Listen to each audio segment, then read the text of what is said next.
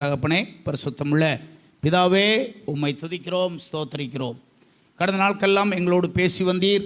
உம்முடைய வார்த்தைகளை கொண்டு எங்களோடு கூட பேசினீர். நாங்கள் எவ்வளவு வாழ வேண்டும் என்று எங்களுக்கு போதித்தீர். நாங்கள் ரட்சிக்கப்பட்ட நாளிலிருந்து இன்றைக்கு வரைக்கும் அந்த பரலோக மன்னாவால் எங்களை வழிநடத்தி வருகிறீர். கர்த்தாவே, நீர் எங்களோடு பேசி வந்த உம்முடைய வார்த்தைகள் எல்லாவற்றுக்காக ஸ்தோத்திரம். இந்த நாளில் உம்முடைய வார்த்தைக்காக நாங்கள் உம்மண்டை வந்திருக்கிறோம். ஆண்டவர் எங்களோடு பேசுவீராக. உம்முடைய சத்தியங்களை அறிந்து கொள்ள எங்களுக்கு போதிப்பீராக. இயேசுவின் நாமத்தில் ஜெபிக்கிறோம் ஜீவனுள்ள பிதாவே, ஆமேன், ஆமேன், ஆமேன். உட்காரலாம். கொலோசியர் நிருபத்தை எடுத்துக்கொள்ளுங்கள். கொலோசியர் நிருபம் 1ஆம் அதிகாரம் 7வது வசனத்தை நம்மில் யாராவது படிக்கலாம்? கொலோசியர் 1ஆம் அதிகாரம் 7வது வசனம்.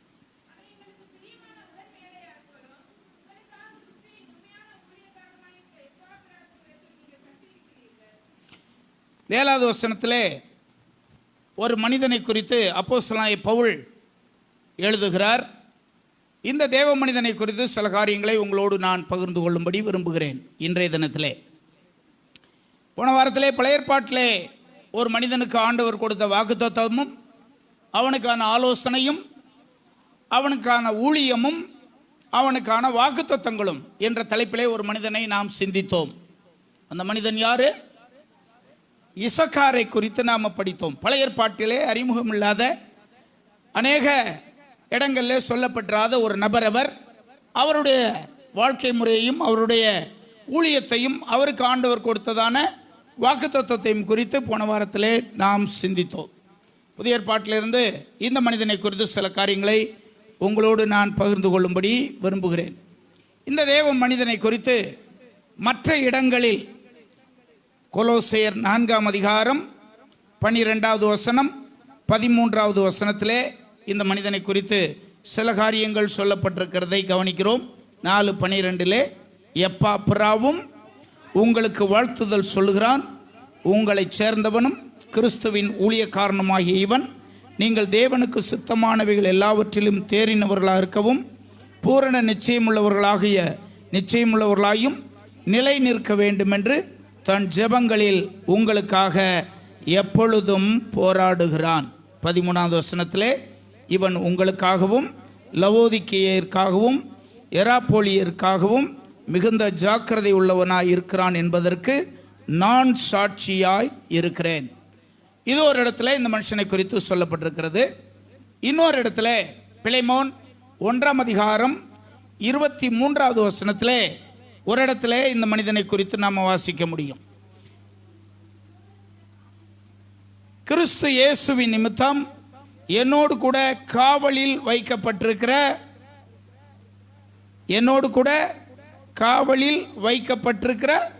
வாசிங்க இந்த வசனத்தை முடிங்க. எப்பாப்பிரா 23ஆம் வசனத்தில் படிக்கிறோம் அல்லவா? கிறிஸ்து இயேசுவின் நிமித்தம் என்னோடு கூட காவலில் வைக்கப்பட்டிருக்கிற எப்பாப்பிரா. இந்த 3 இடத்துல மாத்திரம் இந்த மனுஷனை குறித்து போட்டிருக்கு. ஒன்று கொலோசியர் 1ஆம் அதிகாரம் 7வது வசனம், 4ஆம் அதிகாரம் 12வது வசனம், 13வது வசனம், பிலேமோன் 23வது வசனம். இந்த 3 இடத்துல மட்டும் இந்த மனிதனுடைய பெயரை அப்போஸ்தலனாகிய பவுல் குறிப்பிடுவதை இந்த இடத்திலே நாம் படிக்கிறோம். இந்த 3 இடங்களில் மட்டும் இந்த பரிசுத்தவான் சொல்லப்பட்டிருந்தாலும் இந்த பரிசுத்தவானின் மூலமாக நாம் கற்றுக்கொள்ளக்கூடிய அநேக காரியங்கள் அங்கங்கே தொட்டு வைக்கப்பட்டுள்ளதை பரிசுத்த ஆவியானவர் நமக்கு இந்த நாளிலே வெளிப்படுத்துவாராக. இந்த பேரை ஒட்டி உள்ள இன்னொரு பேரும் பைபிளில் இருக்கு. அது எங்க இருக்குன்னு பாருங்க. பிலிப்பியர் 2ஆம் அதிகாரம் 25வது வசனம் பாருங்க. பிலிப்பியர் 2ஆம் அதிகாரம் 25வது வசனம் பாருங்க.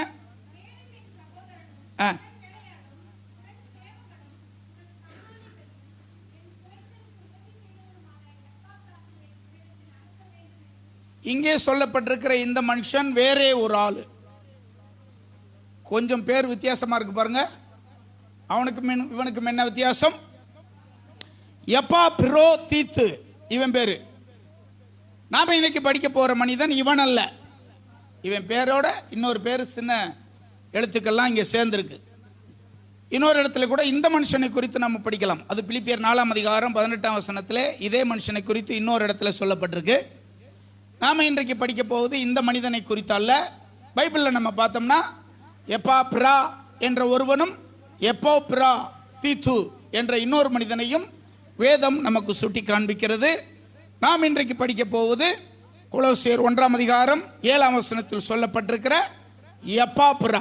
சொல்லுங்க, யாரை குறித்து இன்றைக்கு நாம் கற்றுக்கொள்ள போகிறோம்? உங்களுக்கு தெரிஞ்சதை நீங்க சொல்லுங்க அப்படின்னு சொன்னா, நான் சொன்ன இந்த 3 வசனத்தில் தான் முழு வேதாகமத்திலையும் அவனை குறித்து சில காரியங்கள் சொல்லப்பட்டிருக்கிறது.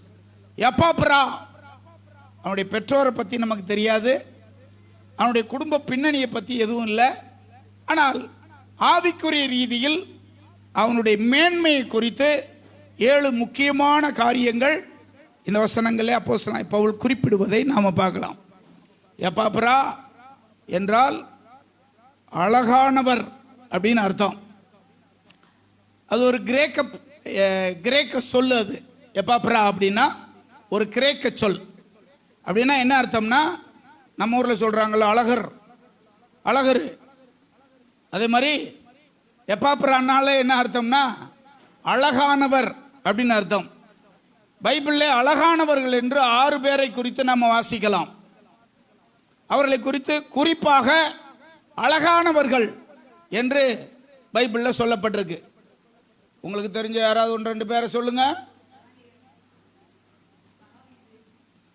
அழகானவர்கள்.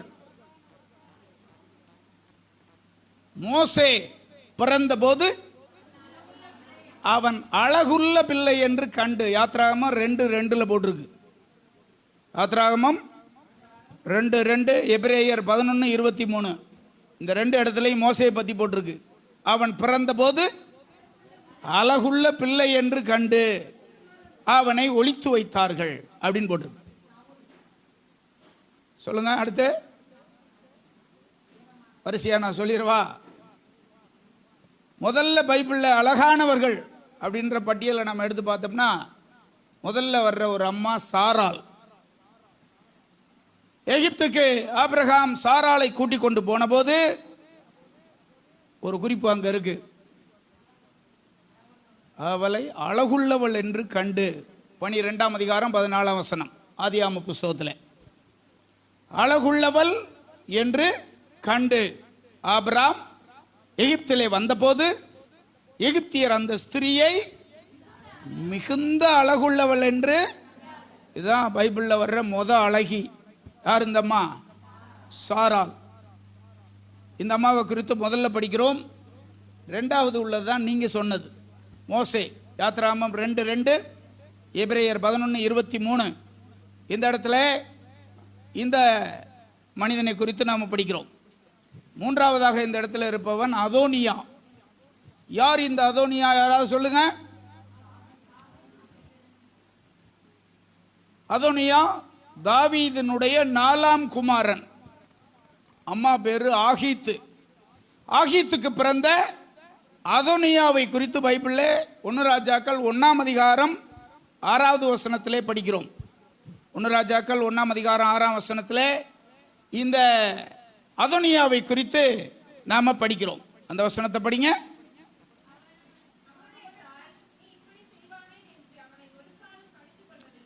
அவனுடைய தகப்பன் நீ இப்படி செய்வானேன் என்று அவனை ஒரு காலும் கடிந்து கொள்ளவில்லை. அவன் மிகவும் அழகுள்ளவனாயிருந்தான். அப்சலோமுக்கு பின் அவனுடைய தாய் அவனை பெற்றாள். அப்சலோமுடைய தம்பி. அப்சலோமுக்கு பின் அந்த தாய்க்கு பிறந்தவன் இவன் அப்படின்னு போட்டிருக்கு. தாவீதுக்கு 19 பையங்க பேரும் பைபிளில் போட்டிருக்கு. இதுல சாலமோன் 9வது ஆளு. இங்கே சொல்லப்பட்டிருக்கிற அதோனியா 4வது ஆளு. இவனுக்கு முன்னாடி பிறந்தவன் அப்சலோம், அவன் 3வது ஆளு. 2வது 1வது இப்படி 19 ஆட்களுடைய பேரும் பரிசுத்த வேதாகமத்திலே வரிசையாக சொல்லப்பட்டிருக்கிறதை நாம படிக்கிறோம். இவனை குறித்து பைபிளில் போட்டிருக்கு, அவன் மிகவும் அழகுள்ளவனாய் இருந்தான். 4வது யாராவது ஞாபகம் இருக்கா? மணவாளன் மணவாட்டியை பார்த்து இப்படி சொல்லுவார். உன்னத பாட்டு புஸ்தகத்தில் மணவாளன் மணவாட்டியை பார்த்து இப்படி சொல்லுவார். 2ஆம் அதிகாரம் 14ஆம் வசனத்தில் உன்னத பாட்டிலே நம்ம படிக்கிறோம். அந்த இடத்துல போட்டிருக்கு, கண்மலையின் வெடிப்புகளிலும் சிகரங்களின் மறைவிடங்களிலும் தங்குகிற என் புறாவே, உன் முகரூபத்தை எனக்கு காண்பி, உன் சத்தத்தை நான் கேட்கட்டும். உன் சத்தம் இன்பமும் உன் முகரூபம் அழகுமாய் இருக்கிறது. யார் யாரை பார்த்து சொன்னது? மணவாளன் மணவாட்டியை பார்த்து சொன்னது. மணவாட்டி மணவாளனை பார்த்து சொன்னது 5ஆம் அதிகாரம் 16ஆம் வசனத்தில் போட்டிருக்கு. 5ஆம் அதிகாரம் 16ஆம் வசனத்திலே நம்ம படித்தோமானால், மணவாளன் மணவாளனை பார்த்து மணவாட்டி சொல்றது போட்டிருக்கு, அவர் வாய் மிகவும் மதுரமாக இருக்கிறது, அவர் முற்றிலும் அழகானவர். இதை சொன்னது யாரு? மணவாளன் மணவாட்டி மணவாளனை பார்த்து சொல்லுவதை நாம் படிக்கிறோம். 6ஆவதாக ஆராதனையின் தூதன் லூசிபர். ஆராதனையின் தூதனுக்கு பேர் என்ன? லூசிபர். இந்த லூசிபரை ஆண்டவர் உருவாக்கி தனக்கு அடுத்த ஸ்தானத்தை கொடுத்து அவன்தான் தேவனை ஆராதிக்கிற கூட்டத்தினுடைய தலைவனாக இருந்தான். ஆண்டவர் அவனை எப்படி உருவாக்கினார்? அழகானவனாய் உருவாக்கி தன் அருகிலே அவனை வச்சிருந்தார். அவன்தான் வொர்ஷிப்பிங் லீடர். இந்த மனிதன், இந்த தேவதூதனை குறித்து எசேக்கியேல் 28ஆம் அதிகாரத்தில் போட்டிருக்கு.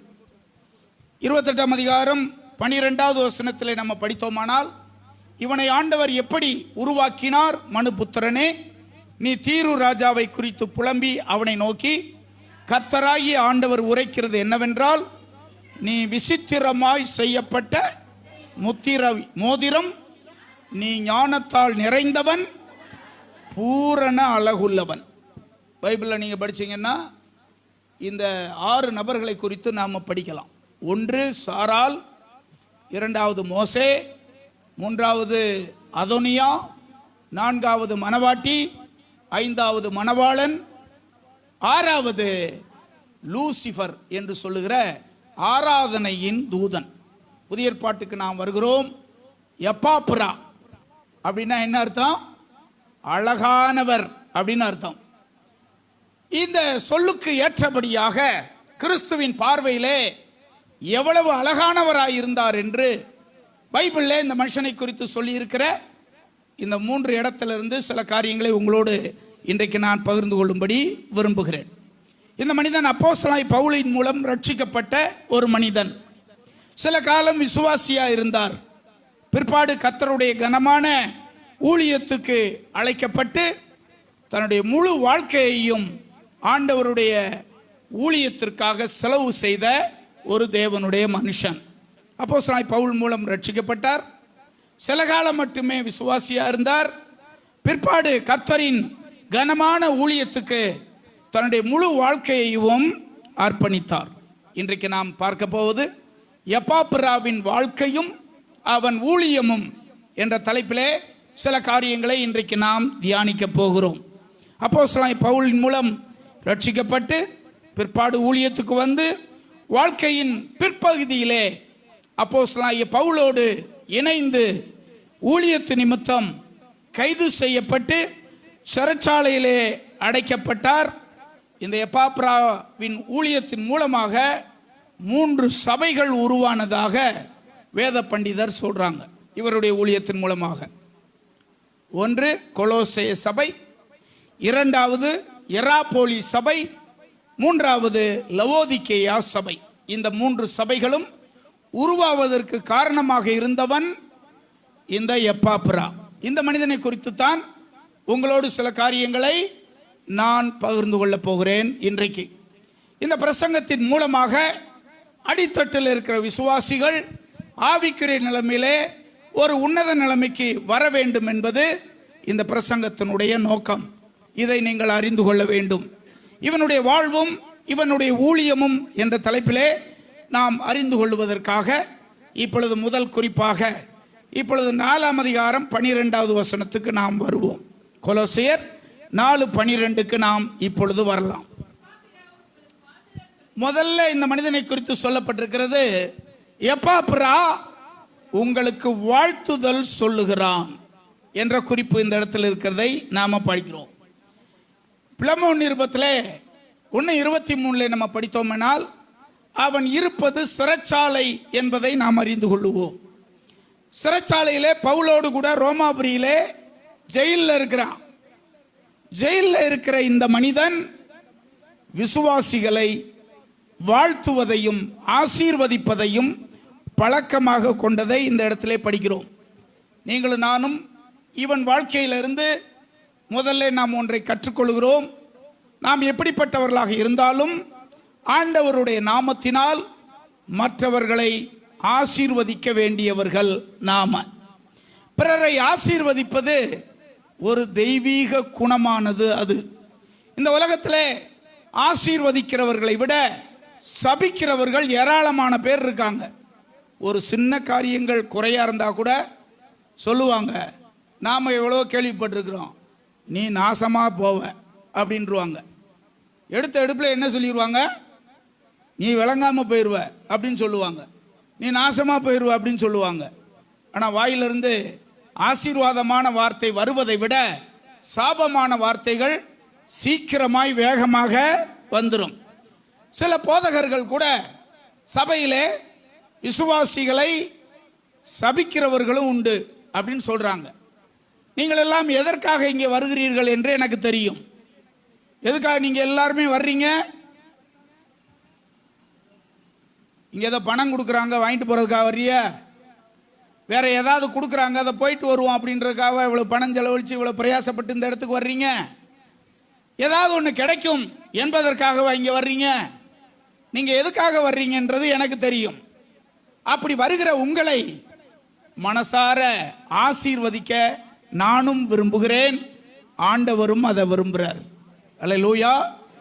நீங்கள் எல்லாரும் ஆசீர்வாதமா இருக்க வேண்டும் என்று உங்களுக்காக நான் ஜெபிக்கிறேன். ஆண்டவரும் அதை விரும்புகிறார்.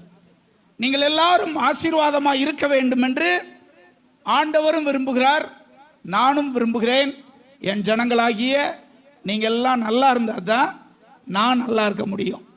நீங்க எல்லாரும் ஆசீர்வாதமா, நீங்க எல்லாரும் சந்தோஷமா இருந்தா தான் நானும் எப்படிப்பட்டவனாக இருக்க முடியும், சந்தோஷமாய் நானும் இந்த இடத்துல இருக்க முடியும். நாம் ஆராதிக்கிற ஆண்டவர் பாருங்க, எல்லாவற்றையும் படைத்தார், மனிதனையும் படைத்தார்.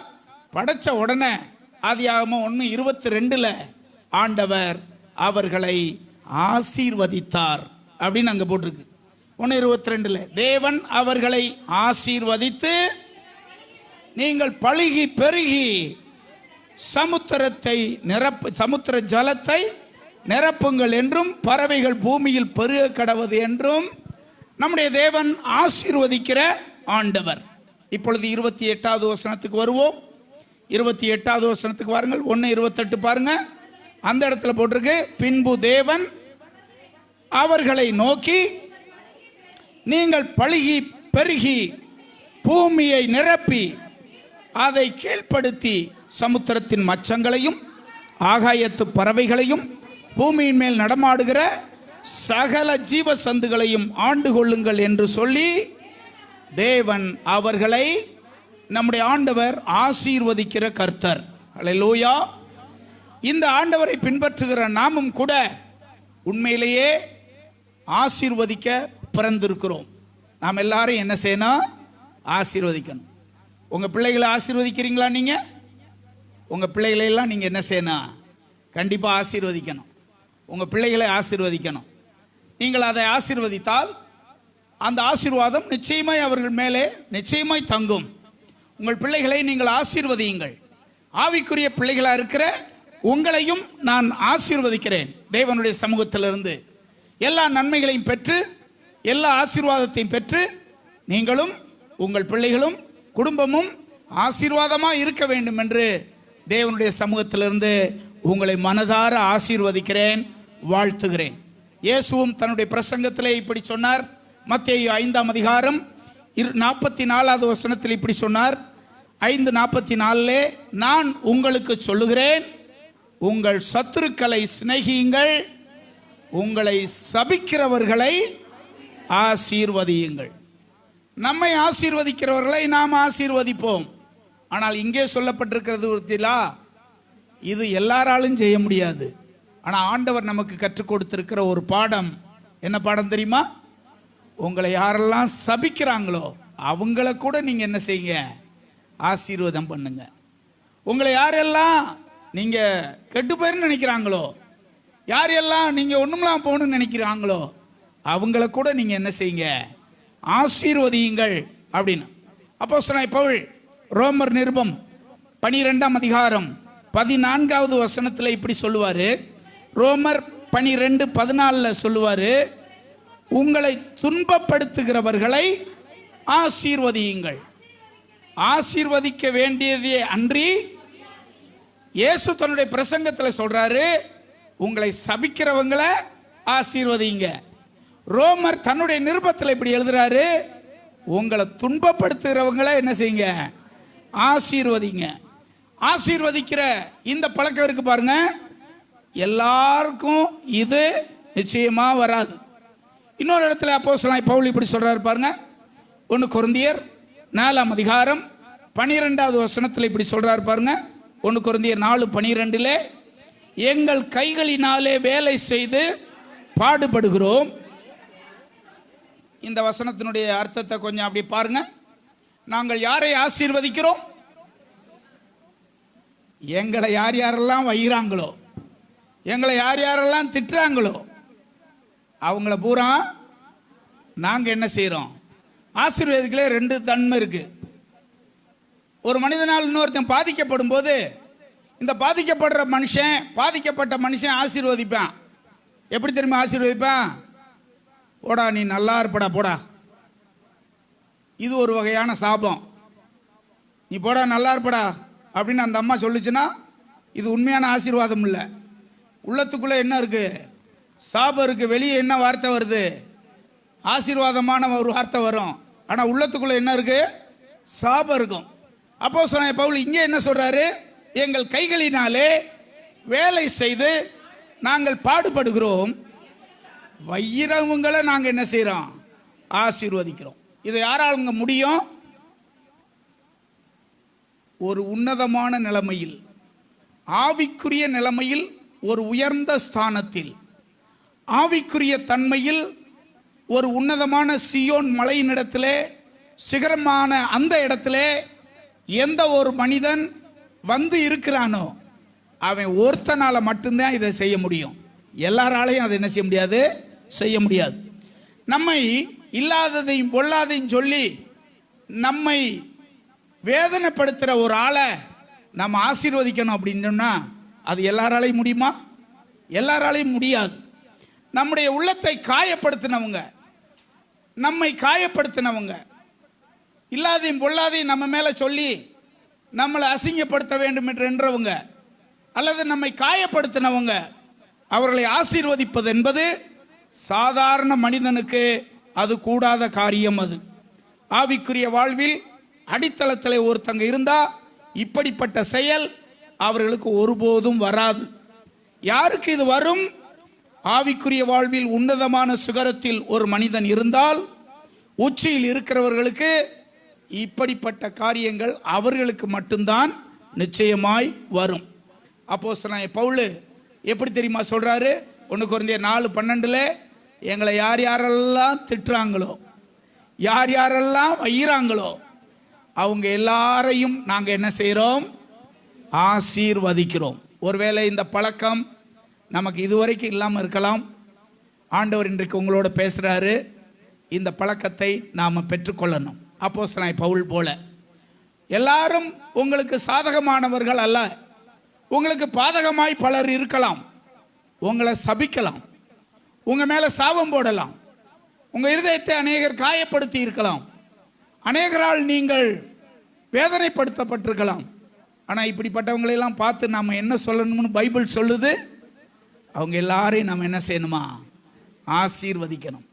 எப்பாப்பரா இருப்பது சிறைச்சாலையில, ஆனா மற்ற எல்லாரையும் அவன் என்ன செய்யறான் பாருங்க, ஆசீர்வதிக்கிற பழக்கத்தை அவன் உடையவனா இருக்கிறான்.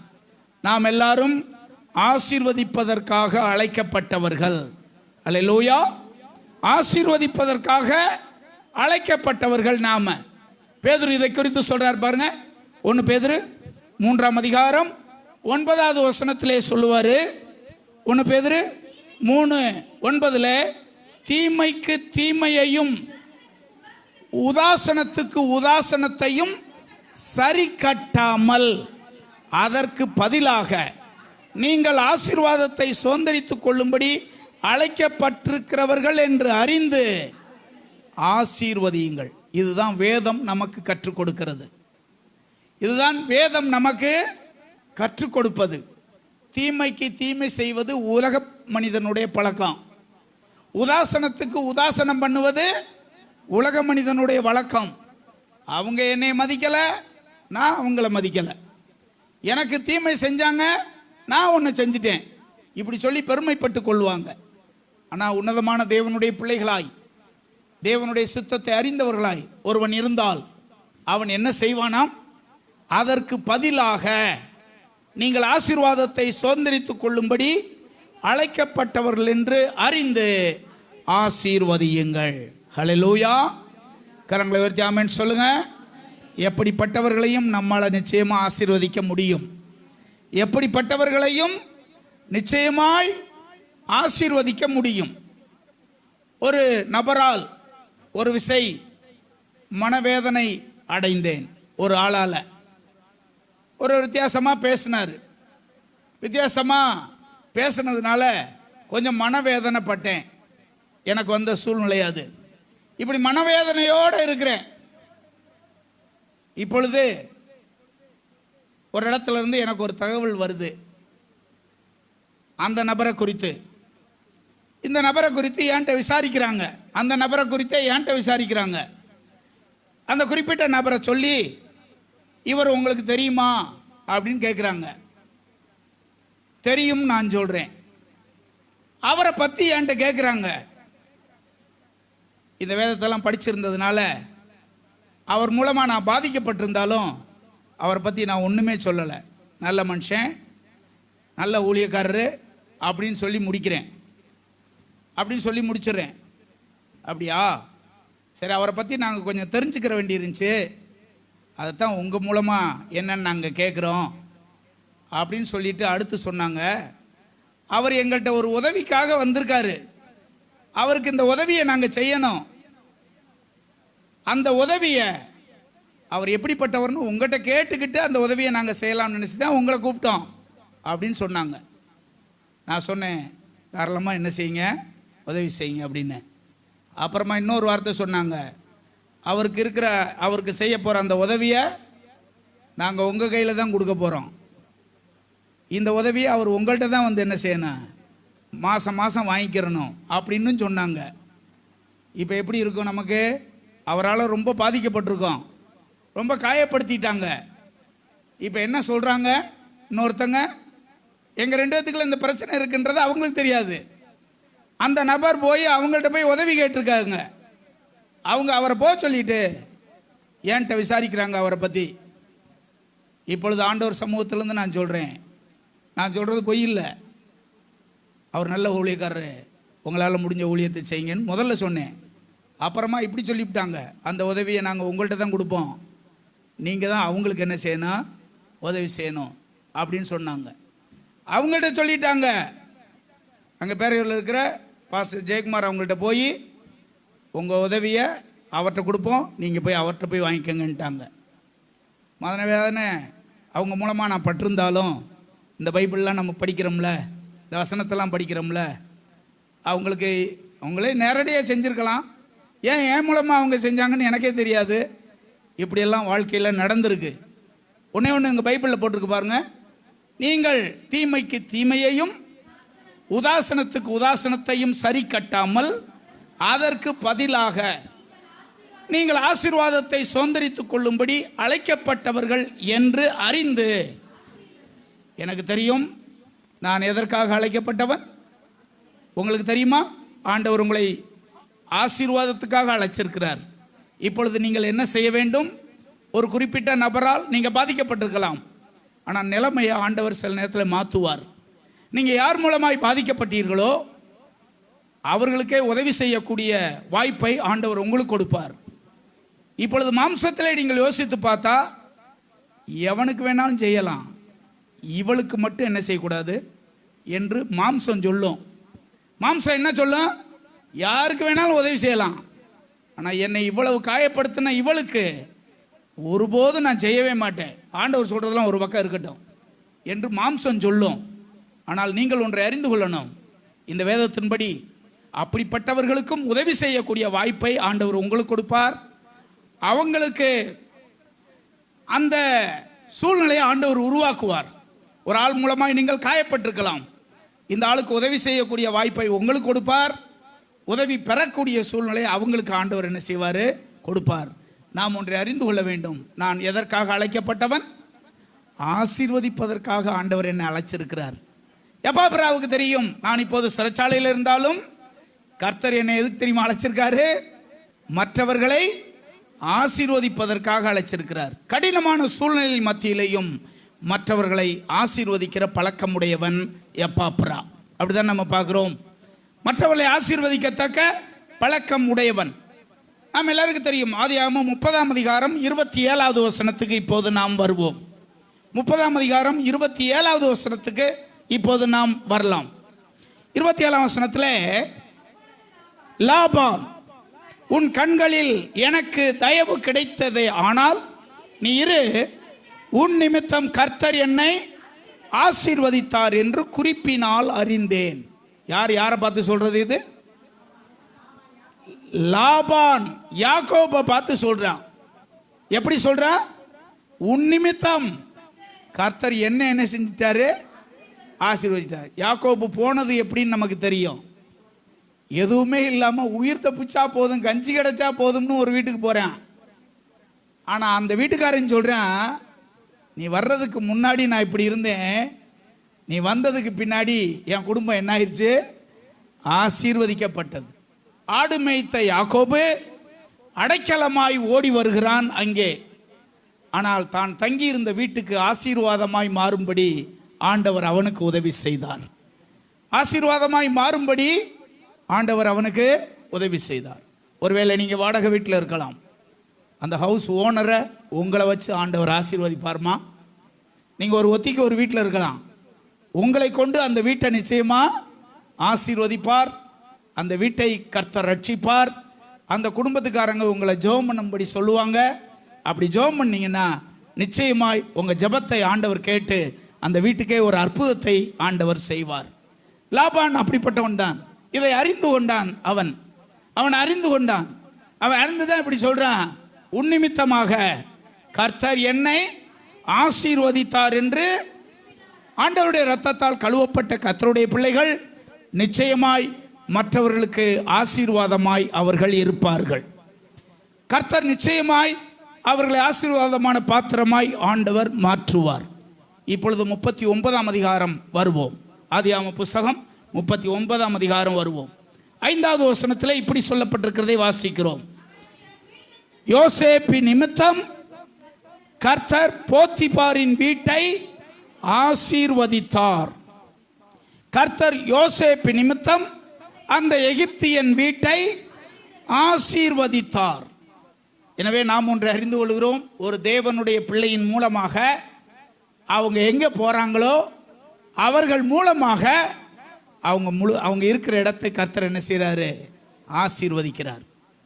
யாக்கோபு நிமித்தம் லாபானை ஆசீர்வதித்த ஆண்டவர், யோசேப்பு நிமித்தம் போத்திபாரினுடைய வீட்டை ஆசீர்வதித்த ஆண்டவர், உங்கள் நிமித்தம் நீங்கள் குடியிருக்கிற வீட்டை ஆண்டவர் ஆசீர்வதிப்பார்.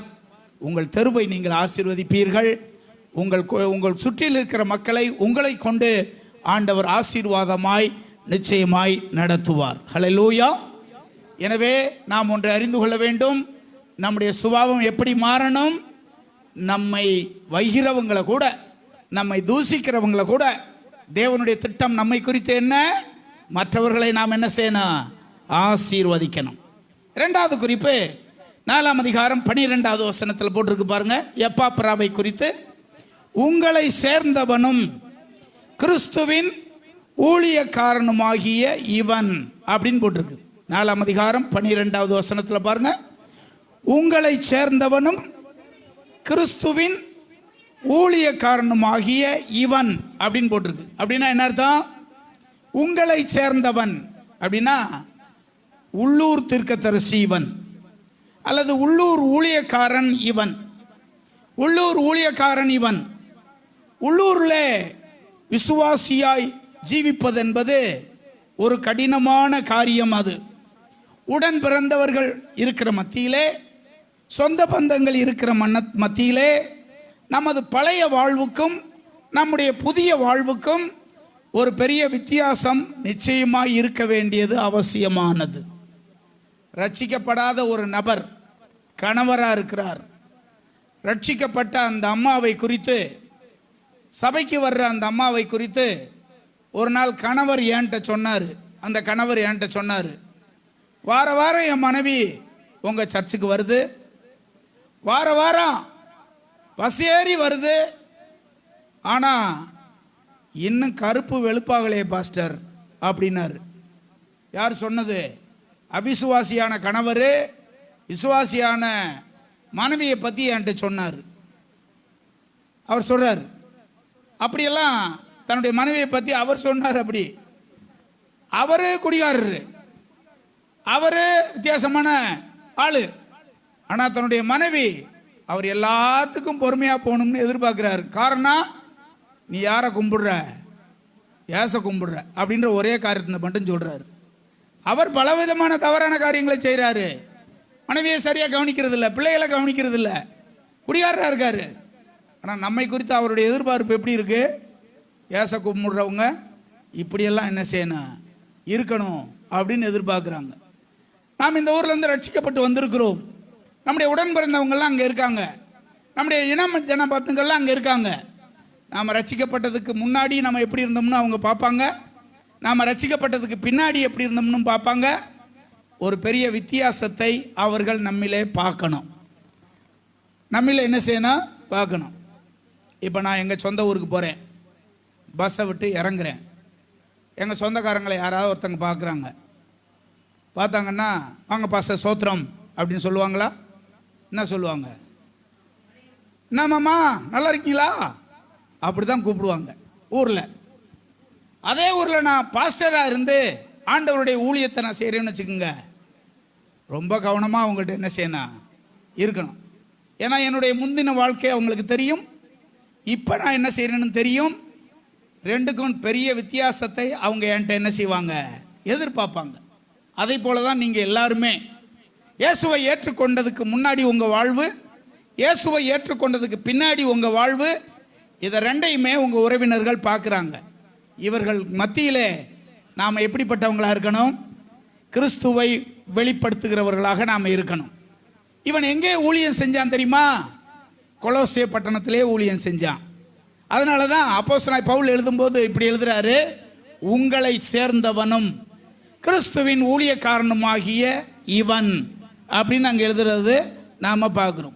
அப்படி என்றால் இதில் ஒரு காரியத்தை நாம் புரிந்து கொள்கிறோம். கடினமான ஊழியத்தை செய்ய அழைக்கப்பட்டவன் இவன். எப்படிப்பட்ட ஊழியத்தை செய்யும்படி அழைக்கப்பட்டவன்? கடினமான ஊழியத்தை செய்யும்படி அழைக்கப்பட்டவன்.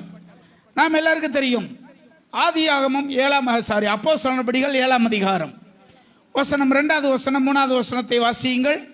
2வது வசனம் 3வது வசனத்தை வாசியுங்கள். சகோதரரே, பிதாக்களே கேளுங்கள். நம்முடைய பிதாவாகிய ஆபிரகாம் காரானூரிலே குடியிருக்கிறதுக்கு முன்னே மெசபத்தோமியா நாட்டிலே இருக்கும்போது மகிமையின் தேவன் அவனுக்கு தரிசனமாகி, நீ உன் தேசத்தையும் உன் இனத்தையும் விட்டு புறப்பட்டு நான் காமிக்கும் தேசத்துக்கு வா என்றார்.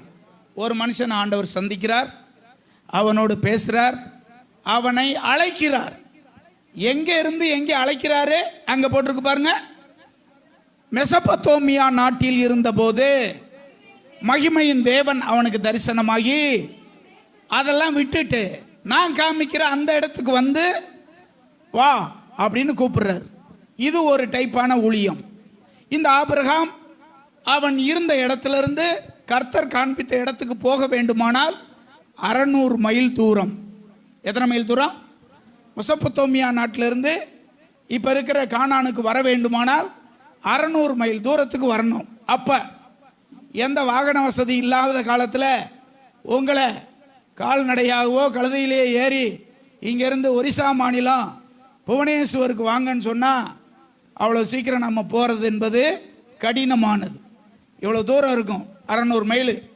தமிழ்நாட்டில் இருந்து இங்கேருந்து மதுரையிலேருந்து ஒரிசாவுக்கு போகணும்னா 600 மைல் இருக்கும்.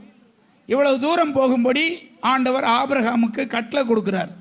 இந்த கட்டளையை ஏற்றுக்கொண்ட அவன் சந்தோஷமாய் புறப்பட்டு போனான். அந்த தேசத்தை சுதந்திரித்து கொண்டான். அந்த தேசத்தை முற்றிலுமாக அவன் பெற்றுக்கொண்டான். அப்போஸ்தலர் காலங்களில் ஆண்டவருடைய ஊழியத்தை செய்த அநேகர் பல இடங்களுக்கு புறப்பட்டு போய் ஆண்டவருடைய ஊழியத்தை செய்தாங்கன்னு பார்க்குறோம். ஆனால் எப்பாப்ரா அப்படி அல்ல. அவனுக்கான ஊழியம் எது? தான் எந்த ஊரில் பிறந்து வளர்ந்தானோ அதே ஊரில் ஊழியம் செய்யும்படியான ஒரு கடினமான ஊழியத்தை ஆண்டவர் அவன் கையில் கொடுத்தார். அவன் சொன்ன மாத்திரத்தில் எல்லாரும் வந்திருக்க மாட்டாங்க. முதல்ல நீ எப்படி இருக்கேன்றதை நாங்கள் என்ன செய்கிறோம் பார்க்குறோம். முதல்ல நீ எப்படி இருந்த, இப்போ எப்படி இருக்கேன்றதை பார்க்குறோம். அவன் மூலமாய் ஒரு பெரிய வல்லமை என்ன செஞ்சிருக்கணும்? கண்டிப்பாக வெளிப்பட்டிருக்கணும். அவன் மூலமாய் தேவனுடைய அன்பின் சுபாவம் வெளிப்பட்டிருக்கணும். தேவனுடைய கிரியைகள் நிறைய வெளிப்பட்டிருக்கணும். அப்படி இருந்தால்தான் அந்த ஊரில் அவனால் சபையை என்ன செய்ய முடிந்தது? கட்ட முடிந்ததை நாம் பார்க்குறோம். எனவே தேவனுடைய பிள்ளைகளாகிய நீங்களும் நானும் முதலாவதாக நாம் இருக்கிற இடத்துல நமக்கு ஒரு நல்ல சாட்சி என்ன செய்யணும்? இருக்கணும். நாம் இருக்கிற இடத்துல நமக்கு ஒரு நல்ல சாட்சி இருக்கணும். நல்ல சாட்சியோடு கூட நம்ம வாழணும்.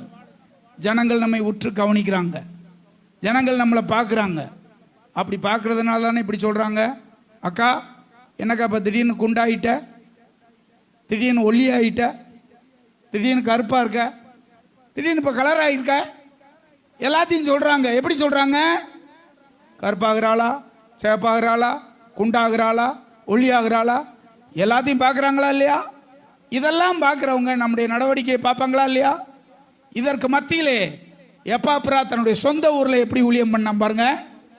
தேவனுக்கு சித்தமானவைகளை அவன் செய்து முடித்தான். ஹல்லேலூயா. மூன்றாவதாக கொலோசியர் 1:7 போட்டிருக்கு.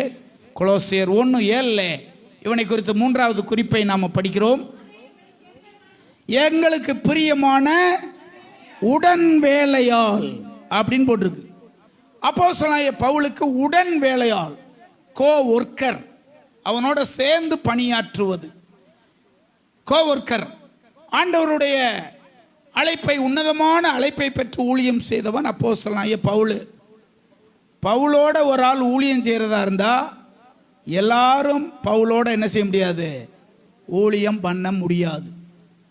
அப்போஸ்தலனாகிய பவுலோட ஊழியம் செய்ய வேண்டுமானால் முற்றிலுமாய் மாம்சத்தை வெறுக்கணும். கிடைச்சா சாப்பிடணும். சில நாட்கள் பட்டினி இருக்க வேண்டியிருந்தாலும் எப்படி இருக்கணும்? பட்டினி இருக்கணும். இதுதான் பவுலுடைய ஊழிய பேட்டர்ன், ஊழிய முறை. அது கிடைச்சா சாப்பிடணும், இல்லைன்னா எப்படி இருக்கணும்? சோத்திரம் போட்டுக்கிட்டு அப்படியே இருக்கணும். நான் சின்ன வயசில் ஊழியங்க ரொம்ப கஷ்டப்படுறதெல்லாம் நான் பார்த்துருக்கேன். நான் சின்ன பையனாக இருக்கும்போது ஒரு சர்ச்சில் இருந்தோம். அந்த சபையில் இதே நிலைமை இருந்துச்சு.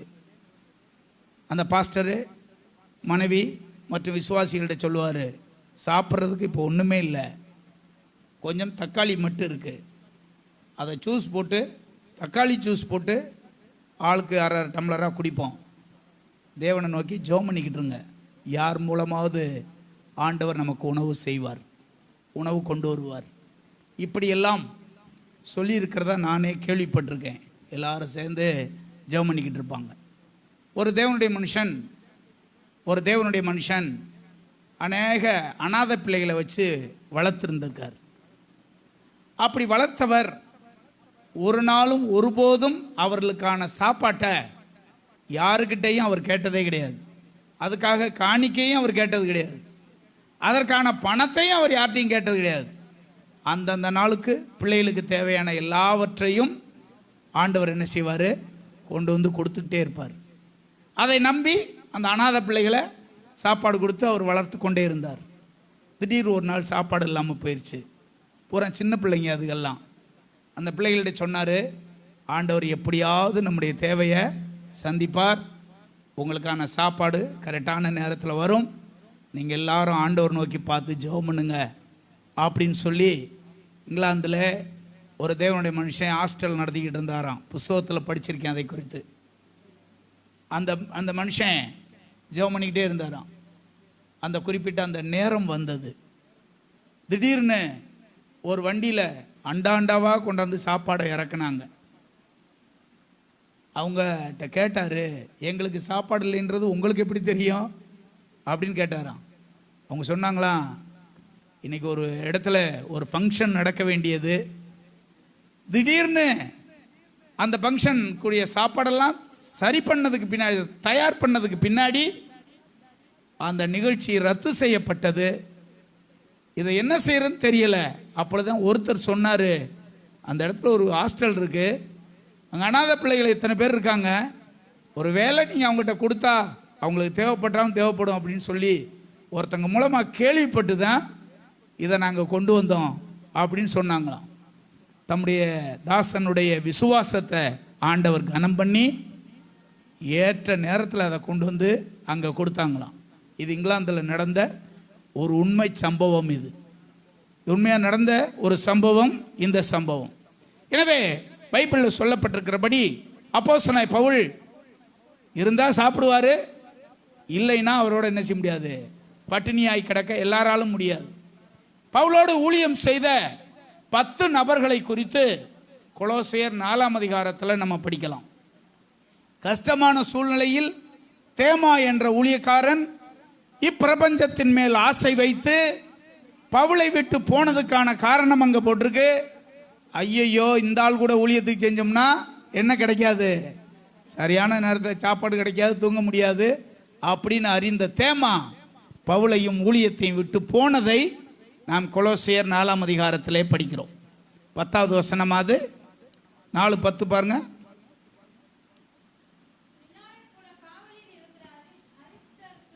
அந்த வசனம்ல தேமா இப்பிரபஞ்சத்தின் மேல் ஆசை வைத்து என்னை விட்டு தெசலோனிகே பட்டணத்துக்கு போய்விட்டான். இந்த வசனம் சொல்றேன் கரெக்டா பாருங்க.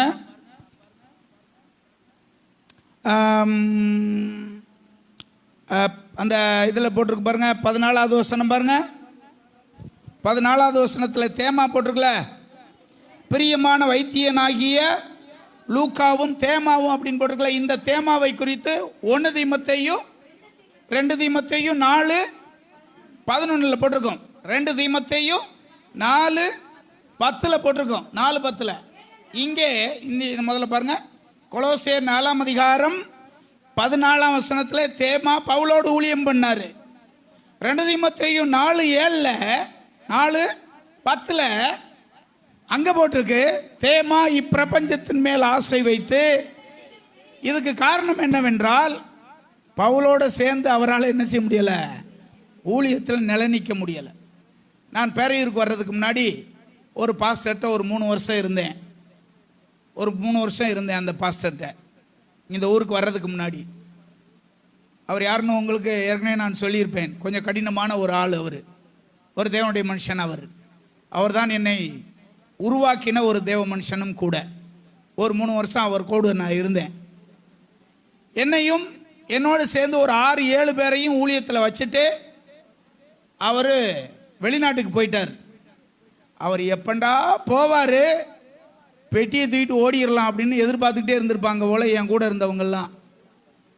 அவர் ஒரு 3 மாதம் கழித்து திரும்பி வர்றாரு. வரும்போது அங்கே இருந்தவங்கள நான் ஒரு ஆள் தான் பெட்டியை வச்சுட்டு உட்காந்துருக்கேன், வேற யாருமே அங்கே இல்லை. எல்லாரும் பார்த்து என்கிட்ட கேட்குறாங்க. பாஸ்டர் வந்தோடனே என்கிட்ட கேட்குறாரு, இந்த பையங்கள்லாம் எங்கே? நீங்கள் போன மறுநாளே ஓடி போயிட்டாங்க பாஸ்டர் எல்லாருமே. அவர் எப்போ போவார், ஊழியத்தை விட்டு நினைஞ்சிருவான். ஊழியத்தில் கொஞ்சம் கஷ்டமான காரியங்கள்லாம் இருக்கும், கடினமான சூழ்நிலையெல்லாம் இருக்கும். அவர் கொஞ்சம் வித்தியாசமானவர். அவரோடு இருப்பது என்பது கொஞ்சம் கடினமானது. ஆனாலும் அதோடு இருப்பதற்கு, அவரோடு இருப்பதற்கு ஆண்டவர் எனக்கு கிருபையும் இரக்கம் பாராட்டினார். அவர் தான் எனக்கு பொண்ணு பார்த்தாரு. அந்த திருமணத்தை அவர் தான் ஏற்பாடு பண்ணார். அவர் பொண்ணு வீட்டில் சொல்லியிருக்கார், போய் இவர் 3 வருஷம் என்கிட்ட இருந்திருக்காரு, ஒரு நாளும் என்கிட்ட அவர் கோவப்பட்டது கிடையாது, வருத்தப்பட்டது கிடையாதுன்னு போய் அவங்ககிட்ட போய் சொல்லிவிட்டார். இப்போ எங்களுக்கு கல்யாணம் முடிஞ்சிருச்சு. கல்யாணம் முடிஞ்சு வந்ததுக்கு பின்னாடி சில நேரத்தில் ஏதாவது ஒரு கோவப்பட்டு பேசினேன்னு வச்சுக்கோங்க, உடனே எதை சொல்லுவாங்க, உங்களை காமிச்ச அந்த பாஸ்டரு கோவமே பட மாட்டார். அப்போ நான் சொன்னேன், அவர்கிட்ட கோவப்பட முடியாது என்னால், எப்படியோ தாங்கிட்டு பொறுத்துக்கிட்டு நினைஞ்சிட்டேன். நான் மற்றவங்க மாதிரி ஓடலை.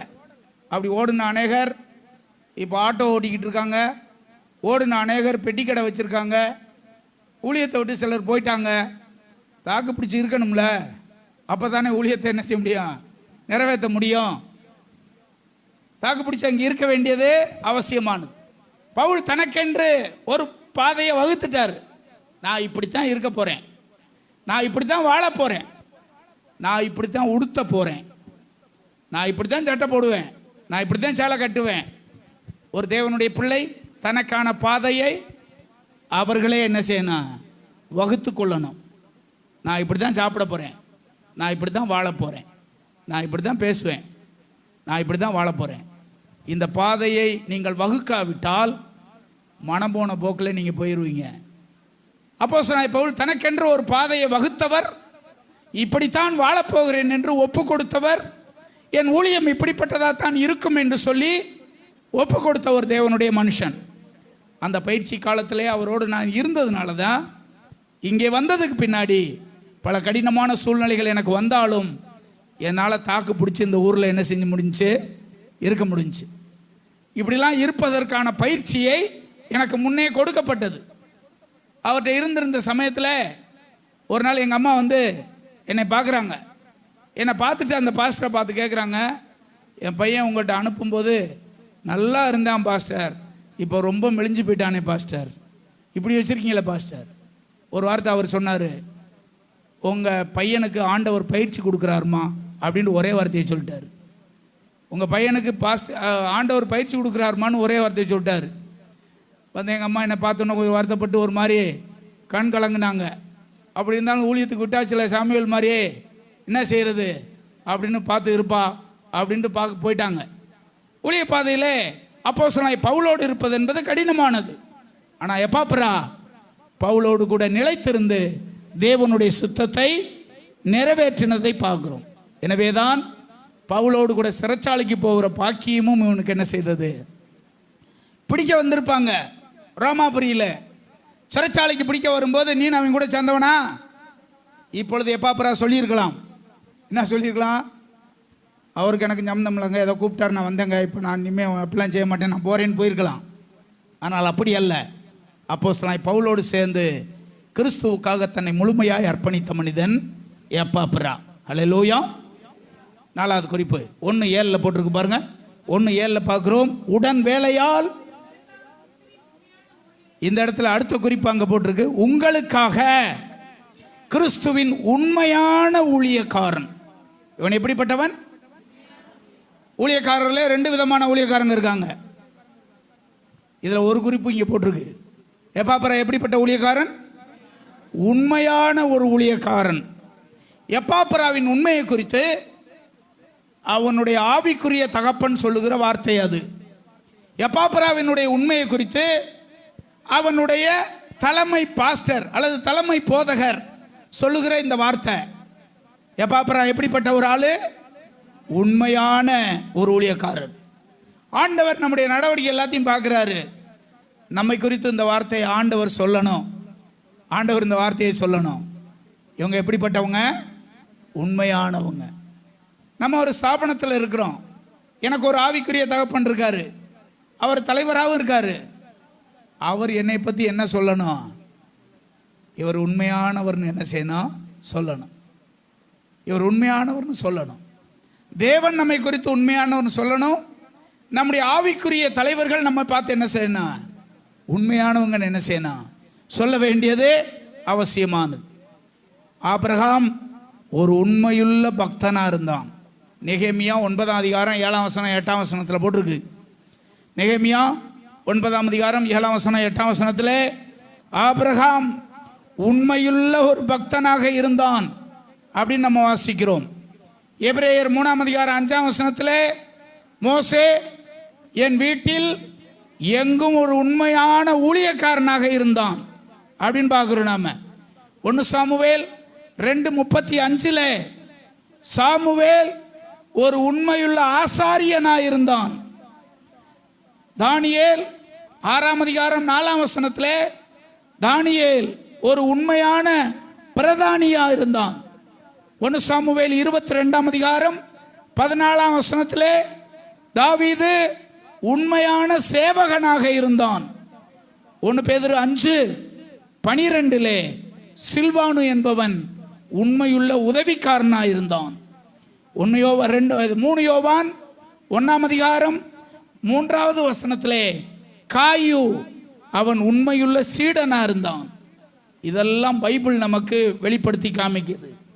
ஆபிரகாம் உண்மையுள்ள பக்தன், மோசே உண்மையுள்ள ஊழியக்காரன், சாமுவேல் உண்மையுள்ள ஆசாரியன், தாவீது உண்மையுள்ள சேவகன், தானியேல் உண்மையுள்ள பிரதானி, சில்வானு உண்மையுள்ள ஊழியக்காரன், காயு உண்மையுள்ள சீடன். அவன் எப்பாப்ராவை குறித்து பவுல் சொல்றாரு, உண்மையான ஒரு ஊழியக்காரன். லூக்கா 16ஆம் அதிகாரத்தில் இயேசு ஒரு காரியத்தை சொல்லுவார்ல, 10வது வசனம் 11ஆம் வசனத்தில் படிக்கிறோம். கொஞ்சத்தில் உண்மையுள்ளவன் அநேகத்திலும் உண்மையாயிருப்பான், கொஞ்சத்திலே அநீதியுள்ளவன் அநேகத்திலும் அவன் அநீதியுள்ளவனாகத்தான் இருப்பான். கவனிங்க, 11ஆம் வசனத்தில் போட்டிருக்கு, அநீதியான உலக பொருளை பற்றி நீங்கள் உண்மையாய் இராவிட்டால் யார் உங்களை நம்பி உங்களிடத்தில் மெய்யான பொருளை ஒப்படைப்பார்கள். அநீதியான உலக பொருளை குறித்து நீங்க உண்மையாய் இராவிட்டால், நம்முடைய உண்மையை ஆண்டவர் அறிகிறார், நம்முடைய உண்மையை நம்மோடு கூட இருக்கிறவங்க அறிகிறாங்க. இவர்களுக்கு மத்தியிலே உண்மையுள்ளவர்கள் என்று நாம் எல்லாம் பெயர் எடுக்கணும், உண்மையானவர்கள் அப்படின்னு பெயர் எடுக்கணும். நமக்கு ஒரு நல்ல சாட்சி இருக்கணும், எங்கள் வீட்டுக்காரர் உண்மையானவர், ஐயா இவங்களை குறித்து நமக்கு ஒரு நல்ல சாட்சி இருக்கணும், எங்கள் வீட்டுக்காரி எப்படிப்பட்டவ, உண்மையானவ. நம்முடைய பிள்ளைகள் சொல்லணும், எங்கள் பெற்றோர் ஆண்டவருக்கு பயப்படுறவங்க, எங்கள் அம்மா ஆண்டவருக்கு பயப்படுவாங்க, எங்கள் அப்பா ஆண்டவருக்கு பயப்படுவார். இதெல்லாம் பெற்றோரை குறித்து பிள்ளைகள் என்ன செய்யணும், சொல்லணும். அப்போஸ்தலனாகிய பவுல் எப்பாப்ராவை குறித்து சொல்லும்போது, என் உடன் வேலையால், எல்லாரும் என்னை விட்டு போனாலும் இவன் என்னை விட்டு போக மாட்டான். அடுத்த வார்த்தையை சொல்றாரு, உண்மையா இருப்பான். எப்பாப்ரா உண்மையாய் இருப்பான். அதுக்கு அடுத்த குறிப்பு 5வது குறிப்பு 4ஆம் அதிகாரம் 12வது வசனத்துக்கு வாருங்க. எப்பாப்ரா உங்களுக்கு வாழ்த்துதல் சொல்லுகிறான், உங்களை சேர்ந்தவனும் கிறிஸ்துவின் ஊழியக்காரனுமாகிய இவன் நீங்கள் தேவனுக்கு சித்தமானவைகள் எல்லாவற்றிலும் தேறினவர்களாயும் பூரண நிச்சயம் உள்ளவர்களாயும் நிலை நிற்க வேண்டும் என்று தன் ஜெபங்களில் உங்களுக்காக எப்பொழுதும் போராடுகிறவன். இவனை குறித்து ஒரு வார்த்தை இங்க போட்டிருக்கு, எப்பொழுதும் போராடி ஜெபிப்பவன். எப்பொழுதும் போராடி ஜெபிப்பவன். நீங்க ஒருவேளை கேட்கலாம், நம்ம ஜெபத்தை தான் ஆண்டவர் கேட்கிறார்ல, அது என்னது போராடி ஜெபிக்கிறது? அது என்ன போராடி ஜெபிக்கிறது? அரசாங்கம் உங்களுக்கு இவ்வளவு சம்பளம் கொடுப்பேன்னு வேலைக்கு சேர்க்கும்போது சேர்க்குது. வேலைக்கு சேர்ந்ததுக்கு பின்னாடி அரசாங்கத்திலிருந்து சில சலுகைகளை பெறுவதற்கு அரசு ஊழியர்கள் என்ன செய்கிறாங்க, போராடுறாங்க சில காரியத்துக்காக. அந்த போராட்டத்தின் மூலம் சில வேளைகளில் அவர்கள் வெற்றியும் பெற்றுக்கொள்கிறாங்க. அந்த போராட்டத்தின் மூலம் வெற்றியும் பெற்றுக்கொள்கிறாங்க. அப்போஸ்தலனாகிய பவுல் ஒரு வார்த்தை ரோமர் நிருபம் 15ஆம் அதிகாரம் 32ஆம் வசனத்தில் சொல்றாரு பாருங்க. ரோமர் 15:32 இப்படி சொல்லப்பட்டிருக்கிறது, நீங்கள் தேவனை நோக்கி செய்யும் ஜெபங்களிலே நான் போராடுவது போல நீங்களும் என்னோடு கூட போராட வேண்டும் என்று நம்முடைய கர்த்தராகிய இயேசுவின் நிமித்தமும் ஆவியானவருடைய அன்பு நிமித்தமும் உங்களை வேண்டிக் கொள்ளுகிறேன். அப்போஸ்தலனாகிய பவுல் தன்னை குறித்து இப்படி சொல்றாரு, நான் தேவனை நோக்கி போராடுறது போல நீங்களும் ஆண்டவரை நோக்கி என்ன செய்யணும்? சில காரியத்துக்கு நம்ம போராடி தான் ஜெபம் பண்ண வேண்டியிருக்கு. சில காரியங்களை பெற்றுக்கொள்வதற்கு நாம் போராடித்தான் ஜெபம் பண்ண வேண்டியது அவசியமாக இருக்கிறது. சில காரியங்களை நாம் போராட்டம் பண்ணி தான் நாம் தேவனிடத்தில் கேட்டு பெற்றுக்கொள்கிறவர்களாக இருக்கிறோம். அது எப்படிப்பட்ட போராட்டம்? ஆதியாகமம் 32ஆம் அதிகாரத்துக்கு இப்போது வருவோம். 26ஆம் வசனத்தில் நம்ம பார்க்குறோம்ல. ஆதியாகமம் 32ஆம் அதிகாரம் 26வது வசனத்தில் நம்ம பார்க்குறோம்ல. யாக்கோபு நான் போகட்டும், பொழுது விடுகிறது என்றார். ஆசீர்வதித்தால் ஒழிய உம்மை நான் போக விடமாட்டேன். அடுத்த வசனம் இப்படி போட்டிருக்கு. அந்த தேவன் யாக்கோபை பார்த்து இப்படி சொல்லுவாரு 28ஆம் வசனத்தில். அப்பொழுது அவர், இனி உன் பேர் யாக்கோபு எனப்படாமல் இஸ்ரவேல் எனப்படும், தேவனோடும் மனிதனோடும் போராடி மேற்கொண்டாய். தேவனோடு போராடி மேற்கொண்டவன் யாக்கோபு. இவனை குறித்து இதே வார்த்தை ஓசியாவின் புஸ்தகம் 12ஆம் அதிகாரத்தில் ஒரு வார்த்தை போட்டிருக்கு. ஓசியாவின் புஸ்தகம் 12ஆம் அதிகாரம் 3வது வசனம் 4வது வசனத்தில் நாம் பார்த்தோம் என்றால், அவன் தாயின் கற்பத்திலே அவன் சகோதரனுடைய குதிகாலை பிடித்தான், தன் பெலத்தினால் தேவனோடே போராடினான். போராடி மேற்கொண்டான். அவரை நோக்கி அழுது கெஞ்சினான். இதுதான் போராட்ட ஜெபம். சில வேளைகளில் உங்கள் வாழ்க்கையிலே சில காரியங்கள் உடனே நடக்கலாம், சிலது நடைபெறுவதற்கு தாமதமாகலாம். எப்படியாவது போராடி என்ன செய்யணும்? ஜெபிக்கணும். சில சகோதரிகள் சாட்சி சொன்னதை நான் கேள்விப்பட்டிருக்கேன். நான் ரட்சிக்கப்பட்டு 20 வருஷம் எனக்கு என் கணவரோட பெரிய போராட்டமாக இருந்தது. 20 வருஷத்துக்கு கழிச்சு அந்த மகனை ஆண்டவர் சந்தித்தார். என் போராட்ட ஜெபத்துக்கு ஒரு நாள் பதில் கிடைச்சிச்சு அப்படின்னு சொல்லியிருக்காங்க. என் மகனை ஆண்டவர் சந்தித்தார், என்னுடைய மகன் தேவனால் தொடப்பட்டான் என்று சாட்சி சொல்லியிருக்காங்க. இதுக்கெல்லாம் அவங்க பண்ணின ஜெபம் எப்படிப்பட்ட ஜெபம்? போராட்டமான ஜெபம். உங்கள் பிள்ளைகளுக்காக நீங்கள் ஜெபிக்க வேண்டியிருக்கும். இப்படி உங்கள் குடும்பத்துக்காக ஜெபிக்க வேண்டியிருக்கும். உங்கள் ஆசீர்வாதத்துக்காக நீங்கள் ஒருவேளை இப்படி ஜெபிக்க வேண்டியிருக்கும். உங்களுக்கு கிடைக்கக்கூடிய சில நன்மைகளுக்காக இப்படி நீங்கள் தேவனிடத்தில் போராடி ஜெபிக்க வேண்டியிருக்கும். எப்பாப்ராவை குறித்து சொல்லியிருக்கு, அவன் போராடி ஜெபிக்கிறவன். உங்கள் ஜெபங்களுக்கு நிச்சயமான பதிலை நீங்கள் பெற்றுக்கொள்வீர்கள். உங்கள் வாழ்க்கையிலே உங்கள் குடும்பத்துக்கு கிடைக்காத ஆசீர்வாதங்கள் உங்கள் ஜெபத்தின் மூலமாக நிச்சயமாய் ஆண்டவர் அதை செய்வார். உங்கள் பிள்ளைகளின் வாழ்க்கையிலே செய்வார், உங்கள் குடும்பத்திலே செய்வார், உன் கணவருக்கு அதை செய்வார். நீ போராடி ஜெபிக்கும் போது அதனுடைய பிரதிபலனை ஆண்டவர் கண்டிப்பாக உனக்கு தந்து தம்முடைய மகிமையை வெளிப்படுத்துவார். அடுத்த குறிப்பு, 6வது குறிப்பு 4:12 நம்ம படிக்கிறோம். கொலோசியர் 4:12 அந்த வசனத்தை பாருங்கள். நீங்கள் தேவனுக்கு சித்தமான எல்லாவற்றிலேயும் தேறினவர்களாகவும் பூரண நிச்சயம் உள்ளவர்களாக நிலை நிற்க வேண்டும் என்று தன் ஜெபங்களில் உங்களுக்காக எப்பொழுதும் போராடுகிறான்.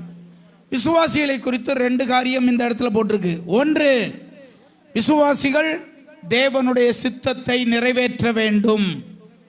2வது குறிப்பு, அவர்களை தேறினவர்களாக நிலைநிறுத்த வேண்டும். ஒரு பாஸ்டருடைய உள்ளத்தின் பாரம் எப்படிப்பட்ட தெரியுமா இருக்கும்? சபையில் இருக்கிற எல்லாரும் எப்படிப்பட்டவங்களா இருக்கணும்? தேவனுடைய சித்தத்தை நிறைவேற்றுகிறவர்களா இருக்கணும். 2வது, அவனுக்குரிய பாரம் எப்படிப்பட்டதா இருக்கும்? கிறிஸ்துவுக்குள் அவங்க எப்படி நிற்கணும்? தேறினவர்களாக நிற்கணும். இப்படி தேறினவர்களாக நின்றால் எந்த பிரச்சனையும் தாங்குவாங்க. அவங்க எந்த புயல் வந்தாலும் நிலைச்சு நிற்பாங்க. எந்த போராட்டம் வந்தாலும் அவங்க நிலைச்சு நிற்பாங்க. இவனுடைய ஜெபமெல்லாம் எப்படி இருக்கு பாருங்க. ஆண்டவரே, இந்த விசுவாசிங்க எல்லாரும் தேவ சித்தத்தை நிறைவேற்றணும். 2வது குறிப்பு, கிறிஸ்துவுக்குள் இவர்கள் தேறினவர்களாக என்ன செய்யணும்? நிற்கணும். இப்போ நாம் எல்லாம் இருக்கோம். இந்த பேரையூரில் நம்ம சபைக்கு ஒரு 25 குடும்பங்களுக்கு மேலே இந்த பேரையூரில் இருக்காங்க. நம்ம சபைக்கு கிறிஸ்தவங்களும் இருக்காங்க, மற்ற சபைக்கு போகிறவங்களும் இருக்காங்க. இதே ஒரு 50 வருஷத்துக்கு முன்னாடி நீங்கள் பார்த்தீங்கன்னா பேரையூரில் ஒரு குடும்பம் கூட கிடையாதுங்க ரட்சிக்கப்பட்டவங்க. ஒரு குடும்பம் கூட இங்கே ரட்சிக்கப்பட்டவங்க இல்லை. 50 வருஷத்துக்கு முன்னாடி அப்படி தான் இருந்தது. நாங்கள் ரட்சிக்கப்பட்ட காலத்தில், நான் சிறுவனாக இருந்தபோது எங்கள் குடும்பத்தை தவிர அந்த வட்டாரத்தில் ஒரு ஆள் கூட கிடையாது. சுத்துப்பட்டி கிராமத்திலேயும் ஒருத்தராக கூட கிடையாது.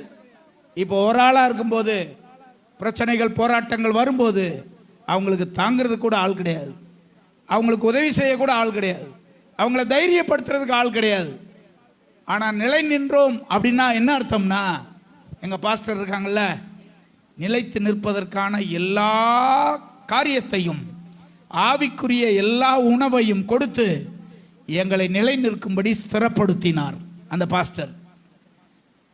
நாங்கள் ஒரு ஆள் அங்கே தாக்கி பிடிச்சி நின்றதுக்கு காரணம் அவர் எங்களுக்கு கொடுத்த அந்த போதனை தான். அப்போஸ்தலனாகிய பேதுருவும் அப்போஸ்தலனாகிய பவுலும் இந்த ஜெபத்தை அவங்க செஞ்சாங்க. அதே ஜெபத்தை எப்பாப்ராவும் செய்கிறான். என்ன ஜெபம் அது? எனக்கு கொடுத்த இந்த விசுவாச பிள்ளைகள் எல்லாரும் உம்முடைய சித்தத்தை செய்கிறவங்களா இருக்கணும் ஆண்டவரே. இரண்டாவது குறிப்பு, தேறினவங்களா இருக்கணும். எதில் இருக்கணும்? எல்லாவற்றிலேயும் தேறினவர்களாக இருக்கணும். அப்போஸ்தலனாகிய பவுல் இப்படி சொல்றாங்க, வேத பண்டிதர்கள் இப்படி சொல்றாங்க. 3 சபையை இவர் கையில் ஒப்படைச்சிருந்தாராம் பவுல். ஒன்று கொலோசே சபை, இரண்டாவது சபை லவோதிக்கேயா சபை, மூன்றாவது எராப்போலி சபை. இந்த 3 சபைக்கும் பொறுப்பானவர் இவர் தான். இந்த ஒரே மனுஷன் 3 சபைக்கு பொறுப்பானவர். இப்பொழுது இவர் நிச்சயமா தூங்கியிருப்பாரா? நிச்சயமாக அவர் வாட்டுக்கு இருந்திருப்பாரா? இல்லை. பவுலோடு பாடங்களை கற்றுக்கொண்டார். இப்பொழுது ஜனங்களுக்காக போராடி என்ன செய்கிறாரு? ஜெபிக்கிறார். இவருடைய ஜெபத்தினுடைய குறிப்பு என்ன? ஆண்டவரே, இந்த சபை விசுவாசிகளாகி இவங்க உம்முடைய சித்தத்தை செய்கிறவங்களா மாறணும். என்னுடைய சபை விசுவாசிகளாக இவங்க கிறிஸ்துவுக்குள்ள எப்படி இருக்கணும்? இவங்க தேறினவங்களாக இவங்க இருக்கணும். அதற்காக ரொம்ப பிரயாசத்தோடு செய்வதை நாம் பார்க்குறோம். உங்களுக்காக பாஸ்டர் பிரயாசப்படுறாரா? அது உங்களுக்கு தெரியுமா? உங்களுக்காக அவர் பாரப்படுவாரா? அது உங்களுக்கு தெரியுமா? உங்களுக்காக அவர் பாரப்படுகிறாரா? அது உங்களுக்கு தெரியுமா? அது சில நேரத்தில் தூக்கம் வராது, சில நேரத்தில் ராத்திரியில் படுத்தா தூக்கம் வராது. உங்கள் குடும்பத்தில் யாராவது ஒரு குடும்பத்தை நினச்சா தூக்கமே வராது. எவ்வளோ பெரிய பிரச்சனையில் இருக்காங்களே ஆண்டவரே, எப்படியாவது இதுலேருந்து ஒரு விடுதலையை கொடுக்கணுமே ஆண்டவரே, எப்படியாவது இவங்களை இந்த இடத்துலேருந்து மீட்டுக்கொள்ளணுமே ஆண்டவரே. உங்களுக்கு மாத்திரமல்ல, நம்ம சபையிலேருந்து திருமணம் முடித்து பல இடங்களில் போயிருப்பாங்க. அந்த பிள்ளைகள் எல்லாத்துக்காகவும் நாம் பாரப்படுறோம், ஜெபம் பண்ணுறோம். நான் இந்த ஊருக்கு வந்ததுக்கு பின்னாடி, எனக்கு பின்னாடி கல்யாணம் முடிஞ்சது மகேஷுக்கு. மகேஷ் கல்யாணம் முடிஞ்சோன்னு 2 பிள்ளைகள் பிறக்குது, ஜோசப்பும் ஜென்சியும். இவங்க 2 பேர் பிறந்த உடனே நான் தான் தூக்கி முதல்ல ஜெபம் பண்ணேன். ஆஸ்பத்திரியில் போய் ஜென்சியை தூக்கி ஜெபம் பண்ணேன், ஜோசப்பையும் தூக்கி ஜெபம் பண்ணேன். இப்போ ஜென்சிக்கு கல்யாணம் முடிச்சு குழந்தை இருக்கு. இந்த பிள்ளைகள்லாம் நினைக்கும் போது எப்படி இருக்கும் எனக்கு? ஆண்டவரே, நான் தூக்கி ஜெபம் பண்ண இந்த பாப்பா எங்கள் சபையிலேருந்து இப்போ திருமணம் முடிச்சு பல இடங்களுக்கு போயிருக்காங்க. எங்கள் பிள்ளைங்க எல்லாரையும் நீங்கள் தான் பார்த்துக்கணும் ஆண்டவரே, நீங்கள் தான் ஆசீர்வதிக்கணும் ஆண்டவரே என்று உங்களுக்காக மாத்திரமல்ல, நம்முடைய சபையிலேருந்து வெளியூர்களில் இருக்கிற நம்முடைய பிள்ளைகள் எல்லாருக்கும் நாங்கள் ஜெபம் பண்ணாத நாளே கிடையாது, அவங்களுக்காக பாரப்படாத நாளே இல்லை. ஏனென்றால் எப்பாப்ராவுடைய இருதயம் எந்த ஒரு ஊழியக்காரனுக்கும் வேண்டும். இந்த எப்பாப்ராவை குறித்து படிக்கும்போது இவனுடைய ஜெபமெல்லாம் எப்படி இருக்கான்? என் ஜனங்கள் தேவனுடைய சித்தத்தை என்ன செய்யணும்? நிறைவேற்றணும். என் ஜனங்கள். அதுக்கு அடுத்து போட்டிருக்கு, இவர்கள் கிறிஸ்துவுக்குள்ளே எப்படி வாழணும்? தேறினவங்களாக வாழணும். இதுதான் அவனுடைய ஜெப குறிப்பு. இதுதான் அவனுடைய ஜெப குறிப்பு. ஒரு வசனத்தை நம்ம படிக்கிறோம். யாத்ராகமம் 28ஆம் அதிகாரத்துக்கு இப்போது வாருங்கள். ஆத்ராம 28ஆம் அதிகாரத்துக்கு இப்போது வாருங்கள். 29ஆம் வசனம் 30ஆம் வசனத்தை இப்போது நாம் படிக்கிறோம். 29, 30 வசனத்தை இப்போது நாம் வாசிக்கிறோம். ஆரோன் பரிசுத்த ஸ்தலத்துக்குள் பிரவேசிக்கும் போது இஸ்ரவேல் புத்திரரின் நாமங்களை தன் இருதயத்தின் மேலிருக்கும் நியாயவிதி மார்பக்கத்திலே கர்த்தருடைய சன்னிதானத்தில் ஞாபகக்குறியாக எப்பொழுதும் தரித்திருக்க கடவன். அம்மா ஐயா கவனிங்கள், ஒரு ஆசாரியன் எப்படிப்பட்டவனா இருக்கணும்? பழைய ஏற்பாட்டில் எப்படி இருப்பானா? அவன் தேவ சமூகத்துக்குள்ளே போகும்போது இஸ்ரவேலின் புத்திரரின் நாமங்களை தன் இருதயத்தின் மேலே என்ன செய்வானா? தரித்திருப்பான். தன் இருதயத்தின் மேலே அவன் தரித்திருப்பான்.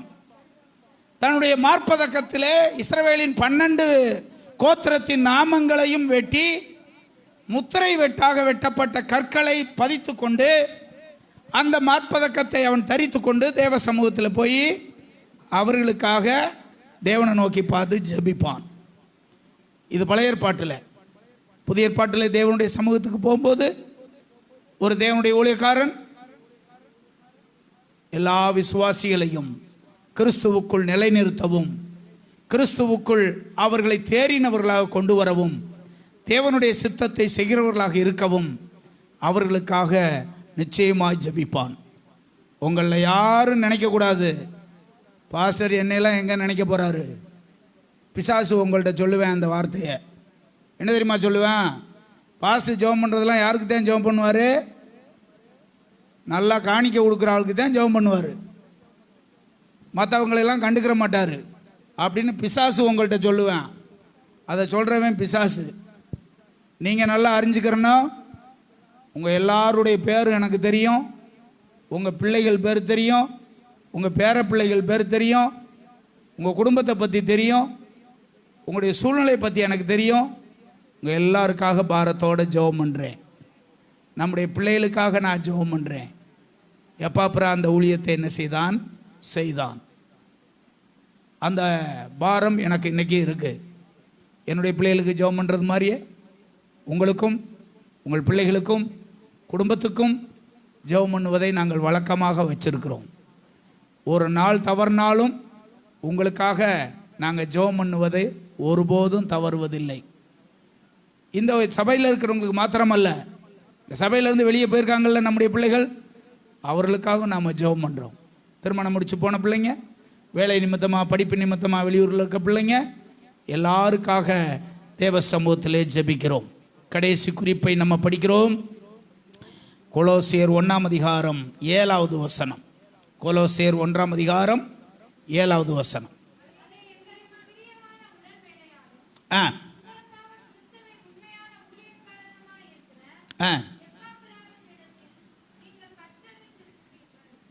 எப்பாப்புரா கற்றுக் கொடுக்கத்தக்க மாதிரியாய் வாழ்ந்தவன். கொலோசியருக்கு பவுல் எழுதும்போது சொல்றாரு, நீங்க இப்படிப்பட்ட தேவனுடைய காரியங்களை எப்பாப்புராவிடமிருந்து நீங்கள் கற்றுக்கொண்டீர்கள் என்று சொல்லுகிறார். அப்படி என்றால் மற்றவர்களுக்கு மாதிரியாய் இருந்தவன் இந்த எப்பாப்புரா. தேவனுடைய சபைக்கு மாதிரியாக இருந்தவன் எப்பாப்புரா. அவன் ஒரு தேவனுடைய மனுஷன், வாட்ச்மன் நீ என்கிற தேவனுடைய மனுஷன், வெளிநாட்டை சேர்ந்தவர். அவருடைய புஸ்தகத்தை படித்தேன்.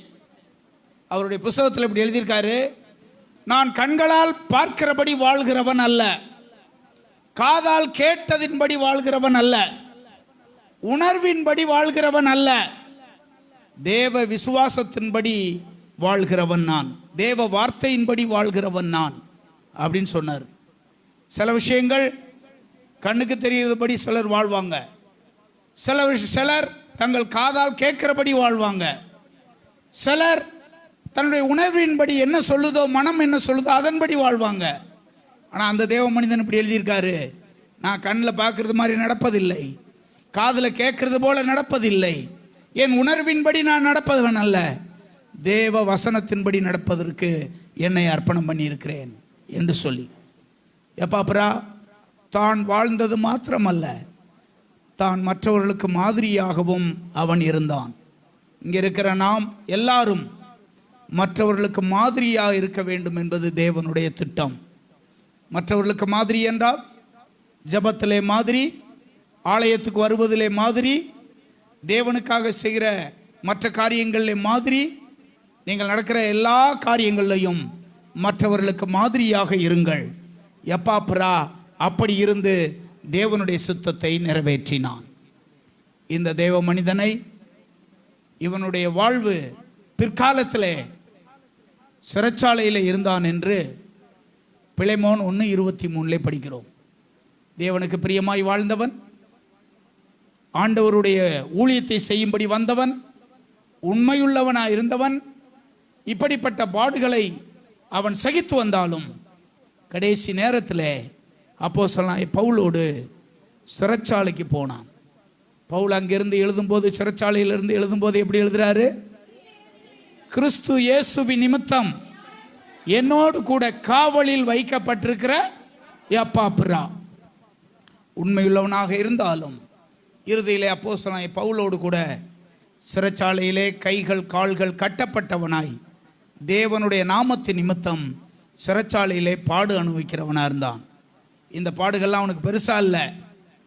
சில வேளை இப்படி நினைச்சிருக்கலாம், நான் உண்மையுள்ளவனா தானே இருந்தேன், நான் மற்றவர்களுக்கு மாதிரியாக தானே வாழ்ந்தேன், அப்போஸ்தலனாகிய பவுலுடைய ஊழியத்தை தேவனுடைய சித்தப்படி ஊழியத்துக்காக எவ்வளோ பிரயாசப்பட்டேனே, எனக்கு எதுக்கு காவல் அப்படின்னு கூட அவன் நினைச்சிருக்கலாம்.